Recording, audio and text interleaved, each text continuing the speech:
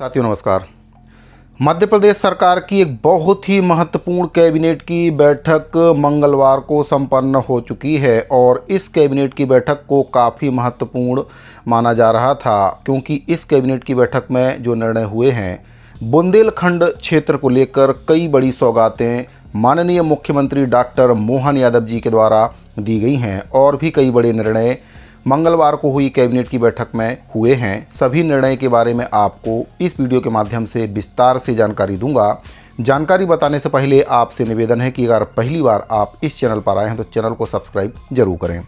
तो साथियों, डॉक्टर मोहन यादव जी की अध्यक्षता में खजुराहो में ये कैबिनेट की बैठक आयोजित की गई थी और इस कैबिनेट की बैठक में कई बड़े निर्णय लिए गए हैं। तो आपको बताना चाहूँगा कि महाराजा छत्रसाल की नगरी में ये कैबिनेट की बैठक संपन्न हुई है।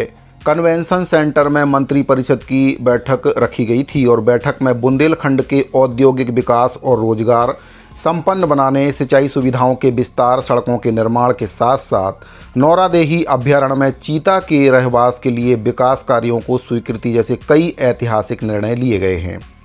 इस दौरान मंत्री परिषद के सदस्यों ने बुंदेलखंड के विकास पर केंद्रित विकास के महत्वपूर्ण निर्णय लिए जाने पर सीएम का स्वागत भी किया है। बैठक में छतरपुर और दमोह के मेडिकल कॉलेजों में पदों की स्वीकृति के साथ साथ शासकीय चिकित्सालयों के उन्नयन और नए पदों के सृजन को भी स्वीकृति दी गई है। तो जो कैबिनेट की बैठक की खास बातें हैं उसके बारे में आपको बताना चाहूँगा। तो मंगलवार को खजुराहो में जो कैबिनेट की बैठक आयोजित हुई है, इस साल की लास्ट डेस्टिनेशन कैबिनेट बैठक इसको माना जा रहा है, जबकि इससे पहले होने वाली जो कैबिनेट की बैठकें हैं उसकी भी काफ़ी चर्चा हुई है। तो साथियों, उज्जैन में साल की पहली डेस्टिनेशन कैबिनेट बैठक आयोजित की गई थी और इस बैठक में धार्मिक पर्यटन को लेकर बड़े फैसले लिए गए थे। इसके बाद पचमढ़ी हिल स्टेशन कैबिनेट की बैठक हुई थी। इसमें जंगल पर्यटन और ट्राइबल वेलफेयर एजेंडे के साथ ही ग्रीन प्रोजेक्ट और फॉरेस्ट पॉलिसी पर कई महत्वपूर्ण फैसले लिए गए थे। इसके बाद मंदसौर में बैठक आयोजित की गई थी, जहाँ पर गांधी सागर चीता कॉरिडोर पर जो बैठक है वह फोकस रही थी। वाइल्ड लाइफ से इको टूरिज्म और कृषि क्षेत्र में कई बड़े प्रस्तावों को बैठक में मंजूरी दी गई थी। रीवा में आयोजित हुई एमपी कैबिनेट की बैठक में सोलर कैपिटल कैबिनेट के कई बड़े फैसले लिए गए थे। इस दौरान ऊर्जा इंडस्ट्री और विनिर्माण पर बड़े फैसले लिए गए थे। ओरछा में हुई कैबिनेट बैठक में हेरिटेज संरक्षण के नाम ये कैबिनेट की बैठक रही थी। इसमें इनके संरक्षण, टूरिज्म और एमएसएमई क्लस्टर एजेंडा पर काफ़ी महत्वपूर्ण निर्णय लिए गए थे। ग्वालियर में हुई कैबिनेट बैठक स्टार्टअप और शिक्षा कैबिनेट के ऊपर फोकस रही और इसमें मेट्रो शिक्षा सुधार और युवा कार्यक्रमों पर अहम फैसले लिए गए थे। अब खजुराहो की जो बैठक है उसमें बुंदेलखंड पर काफ़ी महत्वपूर्ण फोकस रहा है। 2025 की लास्ट डेस्टिनेशन कैबिनेट बैठक खजुराहो में आयोजित की गई और ये बुंदेलखंड के विकास पर फोकस रही। इसमें बुंदेलखंड के पैकेज से लेकर चीता रहवास, health centre, fire service modernisation और 600 युवाओं को जापान जर्मनी में रोजगार का मिशन शामिल रहा है। साथियों, आपको बताना चाहूँगा कि वीरांगना दुर्गावती टाइगर रिजर्व नौरादेही को सैद्धांतिक मंजूरी कैबिनेट की बैठक में दी गई है। सरकार ने सागर स्थित टाइगर रिजर्व को देश का तीसरा चीता रहवास विकसित करने को मंजूरी दे दी है। आपको बताना चाहूँगा कि चीतों का पहला रहवास कूनो यानी कि श्योपुर में था, जिसे 2022 सितंबर में चीता रिजर्व घोषित किया गया था। 2025 में चीतों का दूसरा घर बना गांधी सागर अभ्यारण्य। तो अब जनवरी 2026 में बोत्सवाना से लाए जाने वाले चीतों को नया घर नौरादेही मिलने वाला है। आपको बताना चाहूँगा कि वर्तमान में एमपी में 31 चीते हैं। इनमें से 28 कूनो और 3 गांधी सागर अभ्यारण्य में हैं। अब नौरादेही जुड़ने से चीता संरक्षण का नया बड़ा कॉरिडोर बनने की उम्मीद जताई जा रही है।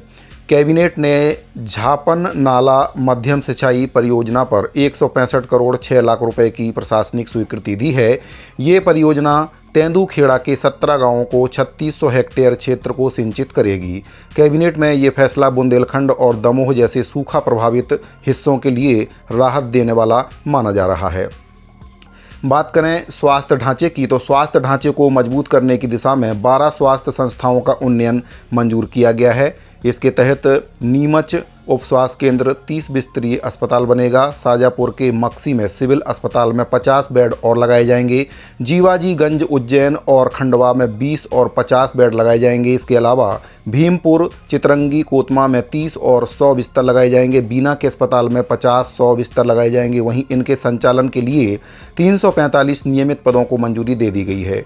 3 संविदा और 136 आउटसोर्स कर्मचारियों के पद स्वीकृत किए गए हैं। इसका सालाना खर्च की अगर बात करें तो 27.17 करोड़ रुपए आएगा। वहीं पर अगला जो कैबिनेट की बैठक में निर्णय लिया गया है, कैबिनेट में काफ़ी महत्वपूर्ण फैसला लेते हुए ओबीसी और अल्पसंख्यक विभाग की बड़ी योजना को मंजूरी दी गई है। इसके तहत 2 साल में 600 युवाओं को सोशल इम्पैक्ट बॉन्ड की मदद से जापान और जर्मनी भेजा जाएगा, जहां वे रोजगार कर सकेंगे। राज्य में पहली बार अंतर्राष्ट्रीय रोजगार को इस तरह से संस्थागत रूप से बढ़ावा दिया जा रहा है। 15वें वित्त आयोग की अनुशंसा पर प्रदेश में अग्निशमन सेवाओं के आधुनिकीकरण के विस्तार के लिए 397.54 करोड़ रुपए के प्रोजेक्ट को मंजूरी दी गई है। इसमें केंद्र का हिस्सा 75% और राज्य का 25% रहेगा। नई गाड़ियां, उपकरण, प्रशिक्षण और सुरक्षित शहरों की दिशा में ये काफ़ी बड़ा कदम माना जा रहा है। अब बात करते हैं बुंदेलखंड के विकास के बारे में कि क्या कुछ योजनाएं बुंदेलखंड के लिए कैबिनेट की बैठक में रखी गई हैं। तो बुंदेलखंड के लिए अनुमानित निवेश 24,240 करोड़ रुपए का इसमें बताया जा रहा है। अनुमानित रोजगार की अगर बात करें तो 29,100 व्यक्तियों को इसमें रोजगार मिलेगा। प्रस्तावित कुल भूमि 608.93 हेक्टेयर और अधोसंरचना विकास व्यय 539.54 करोड़ रुपए का जो प्रोजेक्ट है इसमें प्रस्तावित है। तो प्रस्तावित औद्योगिक यूनिटें कुल 42 इसमें रहेंगी। तो साथियों, ये कुछ महत्वपूर्ण निर्णय थे जो मध्य प्रदेश सरकार की खजुराहो में जो कैबिनेट की बैठक रखी गई थी उसमें लिए गए हैं और बुंदेलखंड को सबसे ज़्यादा सौगातें इस कैबिनेट की बैठक में मिली हैं। साथियों, उम्मीद करता हूं कि आपको ये जानकारी पसंद आई होगी। अगर आपको ये जानकारी पसंद आई हो तो अपने दूसरे साथियों को भी इसको ज़्यादा से ज़्यादा शेयर करें, वीडियो को लाइक करें और अगर आपने अभी तक हमारे चैनल को सब्सक्राइब नहीं किया है तो चैनल को सब्सक्राइब जरूर करें, जिससे आपको हमारे द्वारा जो भी नई जानकारी दी जाती है उसका अपडेट सबसे पहले मिल जाए।